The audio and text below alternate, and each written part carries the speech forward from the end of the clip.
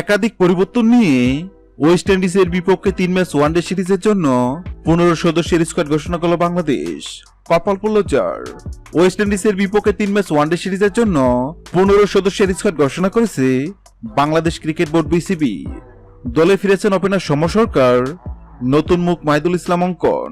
সর্বশেষ আফগানিস্তান সিরিজে স্কোয়াড থেকে বাদ পড়েছেন নাইম শেখ এবং নাহিদ রানা। বাংলাদেশের হয়ে এর আগে টেস্টে অভিষেক হয়েছে মাহিদুল ইসলাম অঙ্কনের, তবে ওয়ানডে এবং টি-20 ফরম্যাটের দলে আগে ডাক পাননি তিনি। এবারই প্রথম ওয়ানডে দলে ডাক পেলেন তিনি। সর্বশেষ আফগানিস্তান সিরিজে টি-20 স্কোয়াডে থাকলেও ভিসা জটিলতায় যেতে পারেনি সৌম্য সরকার। এবার ওয়ানডে দলে ফিরেছেন সৌম্য, খেলবেন ঘরের মাঠে ওয়েস্ট ইন্ডিজ সিরিজে। আফগানিস্তান সিরিজের দল থেকে বাদ পড়েছেন নাইম শেখ এবং নাহিদ রানা। ঘরের মাঠে কন্ডিশন বিবেচনায় স্কোয়াডে আছে 4 পেসার: তাসকিন আহমেদ, মুস্তাফিজুর রহমান, হাসান মাহমুদ এবং তানজিদ হাসান সাকিব, সাথে 2 স্পিনার তানভীর ইসলাম এবং রিশাদ হোসেন। অধিনায়ক হিসেবে যথারীতি থাকছেন মেহেদী হাসান মিরাজ। মিরপুর শেরেবাংলা জাতীয় ক্রিকেট স্টেডিয়ামে 18, 21 এবং 23 অক্টোবর মাঠে গড়াবে সিরিজে 3টি ওয়ানডে। এরপর 2 দল খেলবে 3 ম্যাচের টি-20 সিরিজ। আসুন এক নজরে দেখে নেই ওয়েস্ট ইন্ডিজের বিপক্ষে বাংলাদেশের শক্তিশালী স্কোয়াড।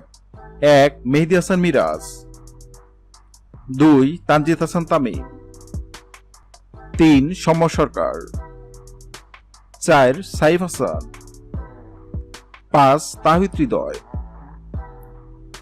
6. মাহিদুল ইসলাম অঙ্কন, 7. জাকির আলী অনিক, 8. নুরুল হাসান সোহান,